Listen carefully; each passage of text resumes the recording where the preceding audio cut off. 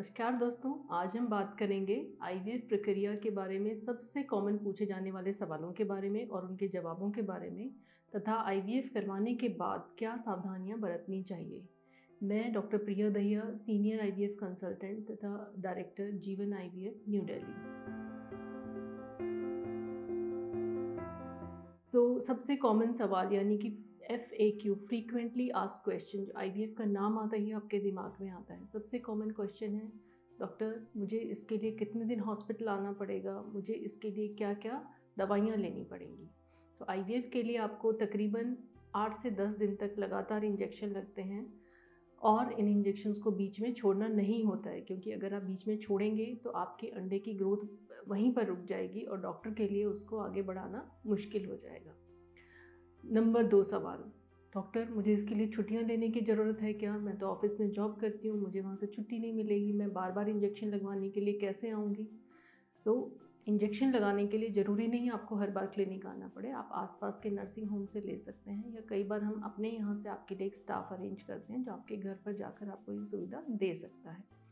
दूसरी चीज़ है, इंजेक्शन जिस समय पर आप ले रहे हैं, मान लीजिए आपने सुबह के टाइम शुरू किया है तो उसको सुबह ही रखिए, शाम के टाइम किया है तो शाम को रखिए, उसको बहुत ज़्यादा उसमें चेंजेस मत कीजिए।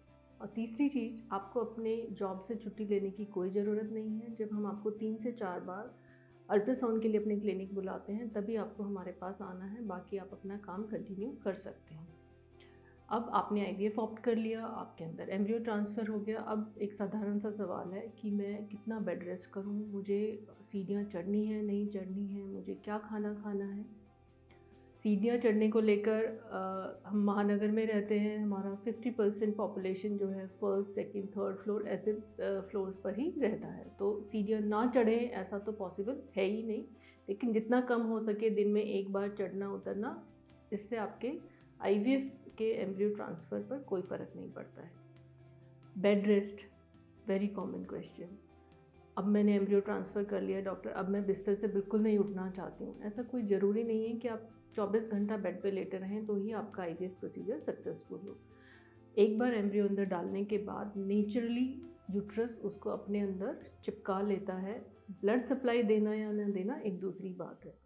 तो आप एक रूटीन काम करेंगे तो भी आपके एम्ब्रियो ट्रांसफ़र पर कोई फ़र्क नहीं पड़ेगा। उसके बाद क्वेश्चन है, डॉक्टर मुझे क्या खाना चाहिए? खाने के बारे में हम मरीज को लिखित हिदायत भी देते हैं। नंबर 1, घर का बना नॉर्मल जो आपके घर में खाना बनता है, रूटीनली बनता है, जो आप सालों से खाते आ रहे हैं, प्लीज़ वो खाते रहिए, उसमें कोई बदलाव ना करें। 1-2 फ्रूट्स जो हम लोग अवॉइड करने को बोलते हैं, लाइक चाइनीज़ फूड आप मत खाइए, पपीता मत खाइए।